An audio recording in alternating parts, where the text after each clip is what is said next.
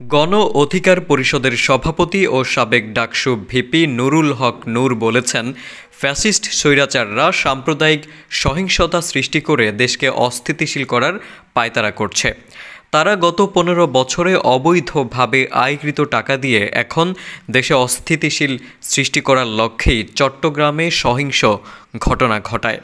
বৃহস্পতিবার বিকেলে পটুয়াখালীর গলাচিপায় এক স্মরণসভায় তিনি এসব কথা বলেন। ভিপি নূর বলেন, এখন নিজেদের মধ্যে বিভাদ সৃষ্টি করার সময় নয়। এতে ফ্যাসিস্টরাই লাভবান হবে এবং ফ্যাসিবাদ আবার দ্রুত কামব্যাক করবে। তাই আমাদের মধ্যে ঐক্য অটুট রাখতে হবে। প্রধান উপদেষ্টা ও বিএনপির মহাসচিবও জাতীয় ঐক্যর কথা বলেছেন।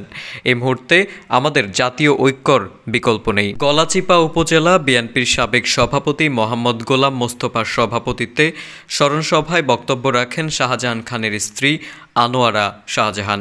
গলাচিপা উপজেলা বিএনপির সাবেক সাধারণ সম্পাদক মোহাম্মদ সোহরাব মিয়া, শাহজাহান খানের ছেলে ও জেলা যুবদলের সাধারণ সম্পাদক শিপলু খান।